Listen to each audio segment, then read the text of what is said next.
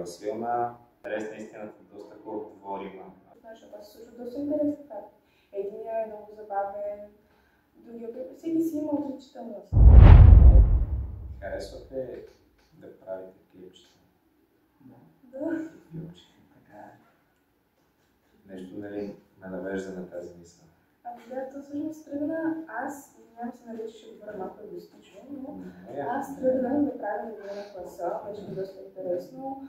Казах си, добре сега, това може няма никой да не му хареса, аз смятам, че ще е интересно, защото в нашия клас се случва доста интересни факти. Единият е много забавен, другия път всеки си има отличителна среда и част, която се отличава от другите. И след това ги показахме на повечето учители и те ни предложиха идея да се включим. Даже и аз се съгласих, както и понеже имаме тази награда е обща, нали, аз ги обработвам, но те също помагат в обработката. Той също изрязва, прави снимки. На какво го правите? На телефон тя основно го прави. Да. И аз колкото мога помагам на таблета. И така после сглавям нещата и става клипче. Супер. Точно така, браво. Много е постигнато. Така се гледате за подкаста. Да. Първи раз. Така ние сме решили да ставаме все по-добри и по-добри и решихме да направим един подкаст, всички, нали, с помощ, разбира се, и ще се подобряваме в бъдещето със сигурност. Имате ли слушате ли подкаст? Не. Ами аз вчера да се подготвя така. Гледах, че се участвам в надкаст. Хареса ли си? Да, не ми хареса. Хареса, не се готвим. Получи се в разговор. Често казвам, не съм бил в подкаст, където нещо да не се е получавало. Е доста плямпан, така че не съм сложен доста. Разказваше, точно когато взе второто място, на последния синхрон, ти каза, че има винаги по-добър от теб. Винаги, че ти си втория. Това как си го забравил? Не знам, това не е точно втори. Да съм сега в случая е много лесно да се категоризира, че съм втори, но не знам, просто винаги във всяка една сфера е имал човек, който да е по-добър. Само може да са били няколко, но аз може би, защото съм перфекционист и съм гледал само този, който е най-добрия. Трябва примерно повече пъти съм бил пети. Аз съм смисъл, че съм втори. Но, да. Но пък положително погледнато, с почти всичко, с което съм се занимавал, съм бил втори. Така че реално съм втори на много места. Така че цялостно погледнато съм окей. Втори. Изключително амбициозен и наистина перфекционист и затова оценява себе си така. Реално съм си втори, това е амбициозен, амбициозен. Аз се замислих наистина за ти не беше от тези ученици, които на всяка цена държаха да бъдат харесвани. Важното за теб е, че ти се чувстваш комфортно в своята кожа и не държеше на всяка цена дали да бъдеш харесван. Който те харесва, харесва, който не те харесва, не те харесва. И беше окей с това. Да, не се гледаш. Нещо отрицателно. Приема, че не се харесва.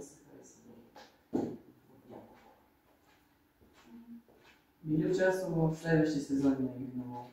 Какво да става, примерно? Бих участвал. Аз щом съм участвал веднъж, един вид съжалявам, че съм участвал, така че бих инвестирал. Реално е доста нещо, което изисква много за здравето, което отнема, времето, от семейството, така че не е лесно решение. Но със сигурност да бих участвал. Ако не участвам, имаше нещо, не сега Big Brother, но някоя друга реалити. Аз съм много по реалити. Реално това, че реалити не ме лича, че е толкова. Кефи ме самата среда, често казвам, би го правил това и без камери. Иначе, какво друго в България не се сещам. Срам Netflix или гледате ли? Гледаш Netflix? Не. Имаше едно, то пак е реално като реалити, само че по Netflix. Казваше се Physical 100 с това е корейско. Някакви са ги събрали всякакви спортисти и пак играят някакви такива игрите, даже сега тук малко ще ги издавам от игрите, със сигурност са откраднали една игра там. Примерно борци, някакви спринтьори, атлети, всякакви пловци са ги събрали и играят някакви такива, минават някакви препятствия и идеята е кой ще бъде най-физически добри от всичките. Да, това има доста такива реалити сега се Да. прави. Да. И това изглежда много интересно. Често е направено добре. Често казано. Игрите това ме грабнаха в началото, защото нали, аз малко така съм критичен към българската филмова индустрия. Не ми харесват особено нещата, които се правят. Но игрите са добре за нашите стандарти. Някакси, даже ми беше интересно на мен да го гледам в началото, така и за това и участвах. Така че, може би само в игрите бих участвал в България и може би Survivor. Но... На какъв телевизия ви участва? То е нещо подобно. Вие сега малко не знам колко сте запознати с продуцентски къщи и тем подобни, но реално Остров на 100 гривни е на BTV и на друга продукция и ако мисля в момента нямам договор вече, изтече ми с предишните продуценти, но ако отида там, как да кажа, няма да съм в добри взаимоотношения с текущите собственици на игрите. Малко са конкуренция и биха ми се сърдили, ако отида в 100 гривни. Пък често казвам, не ми изглежда много. И гледа ли сте? Много горе да допускава малко. Просто чисто казвам, няма време. Сега и там сезон. Пак. Да, и събират гриби. Да, мисля, че идеята е да който като отстраниш някой, му взимаш гривните и в някакъв момент накрая, колкото гривни имаш повече, толкова повече ти е наградата. Само че се оказа, че ако сте гледали сте сделка или не. Да. Накрая играеш сделка или не с гривните си и можеш да загубиш. Да. Което малко тъпичко е. В тези игри всъщност не печели визирано игри на волята, не печели най-добрия. Що? Защото там по-скоро така да речем социална игра, на която аз не съм привържен. Схеми, планове, какво да елиминират, как да го елиминират това, за да може, понеже ти беше общо взето солов играч. Така е. И показва, че може, когато си достатъчно силен, да стигнеш достатъчно напред. Факт.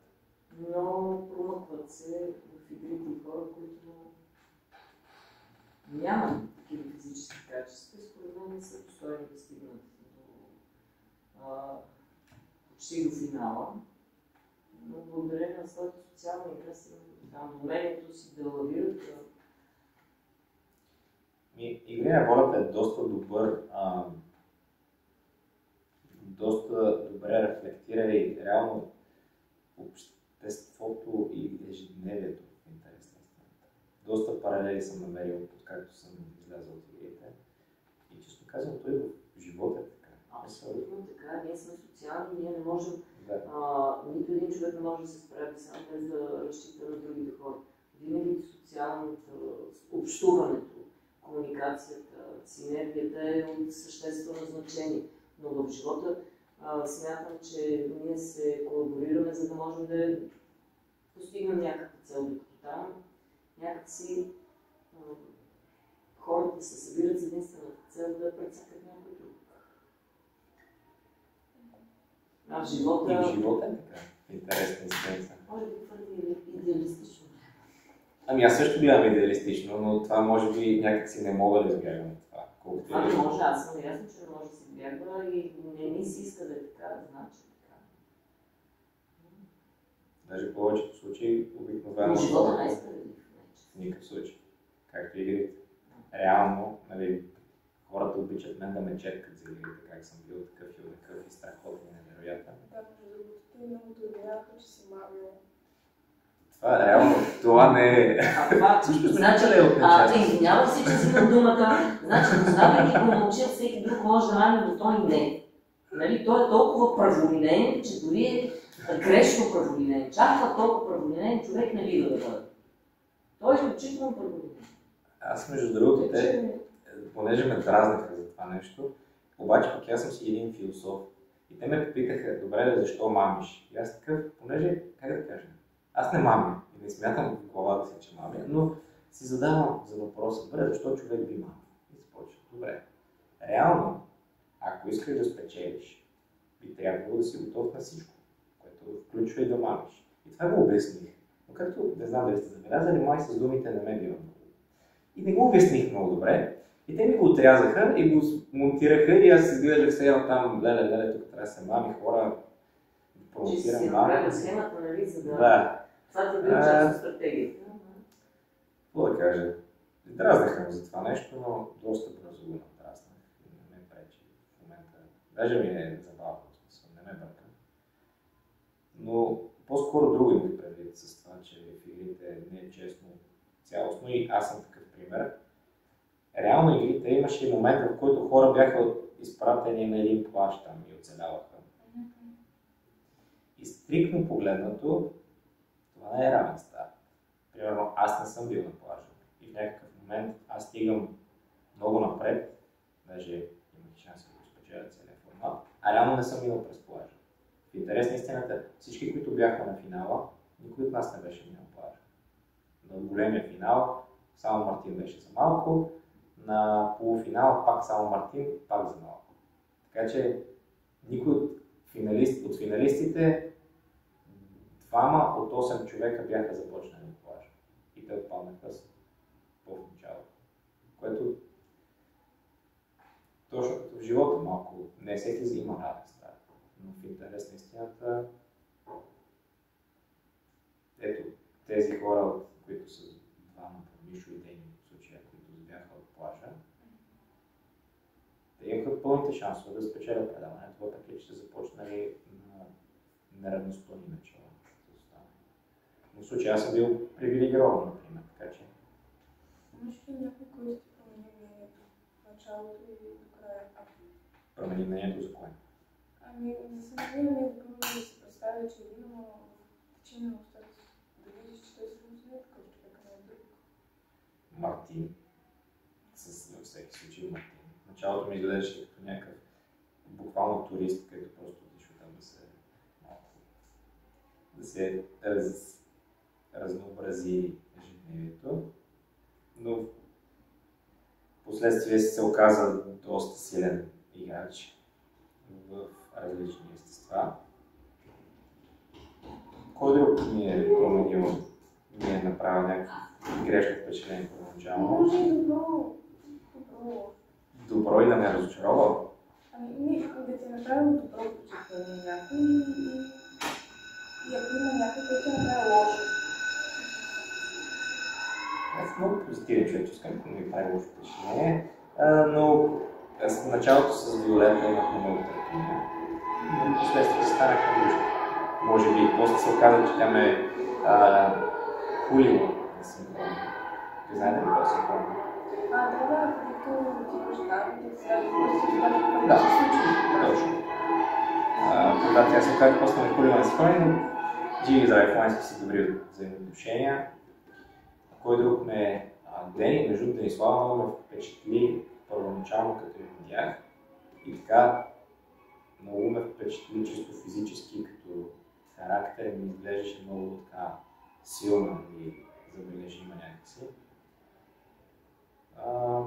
Кой ме впечатли друг? Всички много добре се представях, интересно. Но никой не ме впечатли. Аз даже често казвам, до средата на сезона имаше много хора, които не знаеха на мен, защото се притесняха. И така си гледам като конска паца моите си неща и даже някой път, като бях при амазонките, много често ме базикаха, че ми изпитваха кой как се казва. Защото аз ги забравях. Имахте ли любимци? Айде изключвайте на мен, защото конфликт на интереси, някой друг. Ами, брат ти, той падна поради контузия, доколкото помня. Той също играе според мен да става. Така. Добре, той имаше някаква контузия, обаче някакси Не, преодоляе. Да. Аз не мога да гледам. Да, и аз съм не знаю много, но някакви неща не забелязвам. Ти пак се справи добре, но не можа да продължи поради контузия. Ама иначе, според мен и то ще е да стигне до финала с теб. Възможно е. Може да ме бие някъде, да ме разкара. Коя битка беше най-тежка? Ако е много така. Финала не беше лек. Много причини. Имаше една игра, където бяхме още с амазонките, където трябваше да се носим взаимно.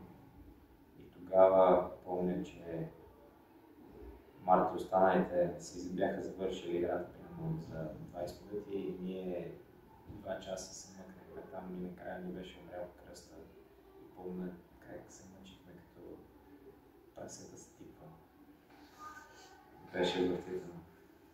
И се загубихме и се отивахме на ръката. А вие там, когато те нали се разделяха на 3 групи, едни където отиват като растения, други при дома животни. И те ще отиваха като джунгла гора.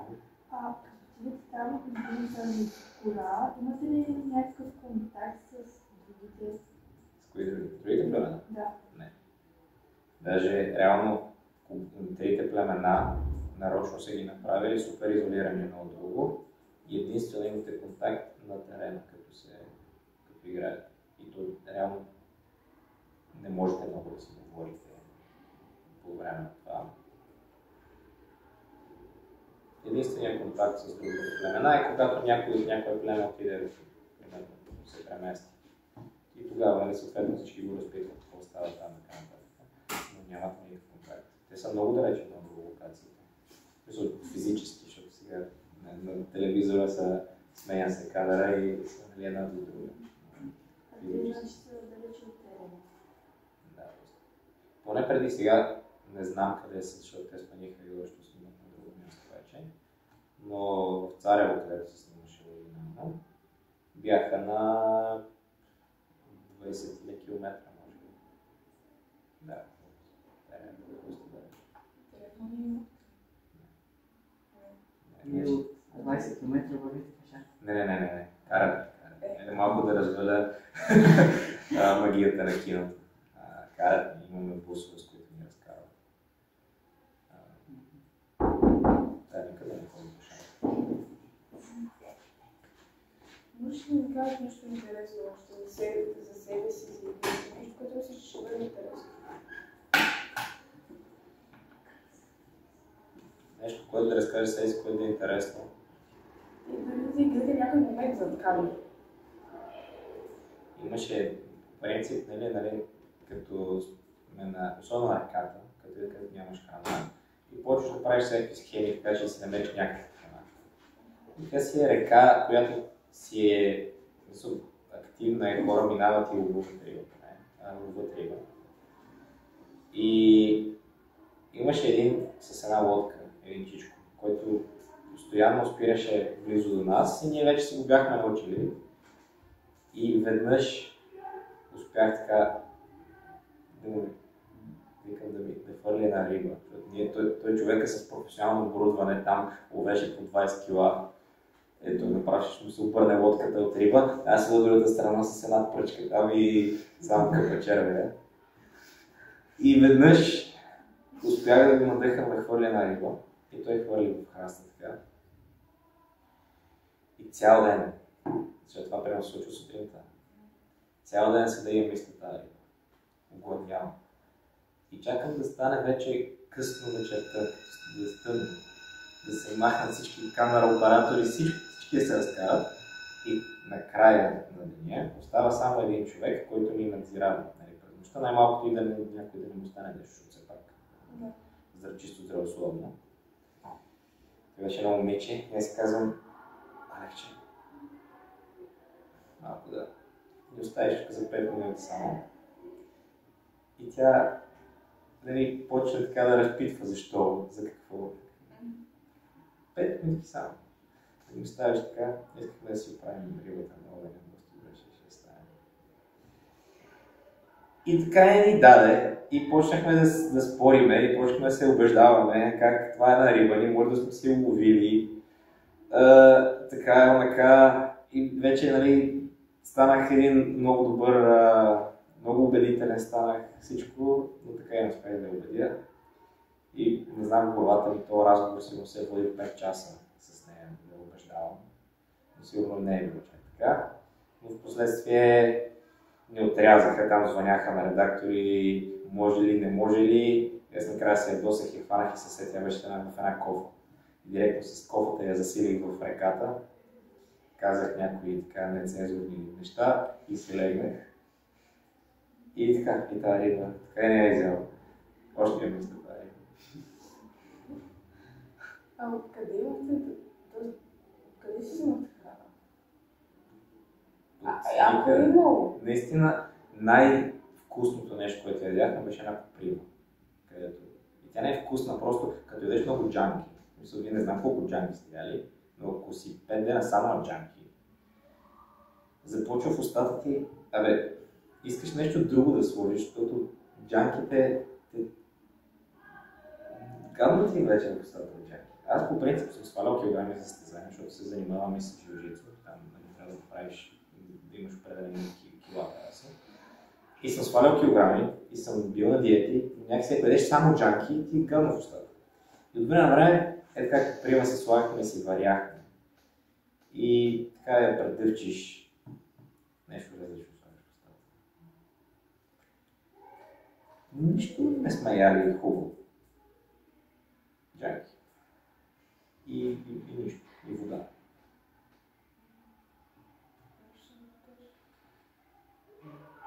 За разлика от това, сега си ако нещо час и нищо яде. Аз и сега си ям и аз. Но там нямаше избор. Там адреналина ви държи на битките. Пиеш вода, той на стопанството, между другото, там където каза за животните, и там имаш ограничено количество храна, и то е много малко, много рис, картофи. И реално и там правиш някакви схеми, примерно вода, слагаш сол. И наистина, като не си ял, вода с сол е само пиешка супа. Наистина. И се отново така на бульон вкус. Ама в резиденцията е супер. Там. То между другото е най-гадно, защото ти не си ял, отидеш и се надумкаш някакви тъпоти. И пак е... Абе навсякъде е гадно.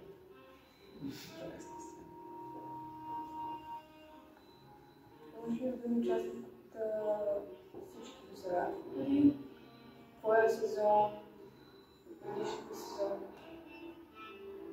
Аз. Кой ще ми е любимия участник? Първият участник, който си харесах изобщо беше един Стоян от трети сезон, защото аз трети сезон гледах. И Минскиев имаше една игра, където трябваше да държат един кош, който други отбор им пълнеше някакви лобишки с пясък, нали, който от двамата изпусне първи кош си, нали, губи отбора му. И той беше някакъв възрастен човек, не знам какво гледа да се убили възрастен човек, по-възрастен от мен, който игра също един борец, 100 кусор килограма, млад, здрав. А той не е много голям този Стоян. И нещо говори, отбора му беше по-слаб, ще да кажа, скапан, реално изкапан.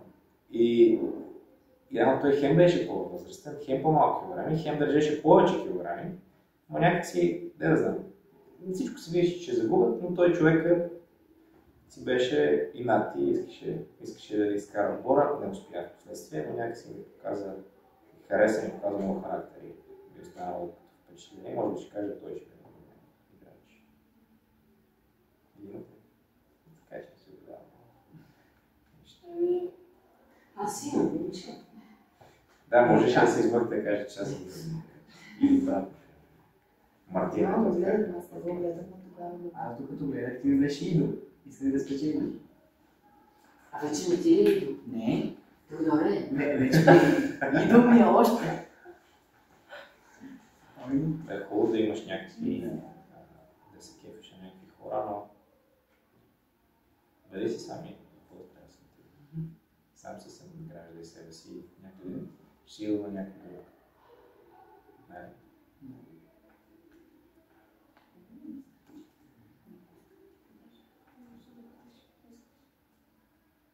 Ние всичко разбрахме почти. Нещата не сме разбрали. Потигните, да.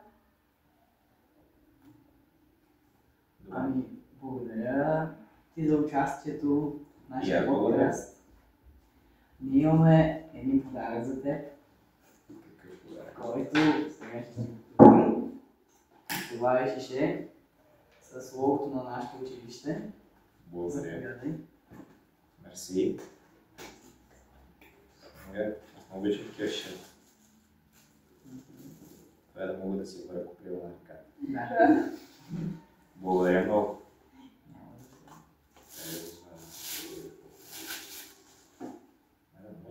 Благодаря. Не съм просто учител. Наистина много кефи. Мерси. Благодаря. Кой ще изчистваме? Много яко. Да. Аз харесвам такъв дизайн. Не се ли пишеше Санкт Петербург с тире? Имаше такъв период, в който имаше дискусия дали е стире. Аз мисля, че като го учихме там парите и с тире. Защото и на тяхното летище, мисля, че аз също съм виждала надписа стире, но принципно е без, то означава на Свети Петър града. Да. Само Петербург. И оттам, да, имаше, когато се именува така училището, една дискусия дали да е стире или да е стире. Благодаря много. Ние също беше много доста интересно, направихме доста неща.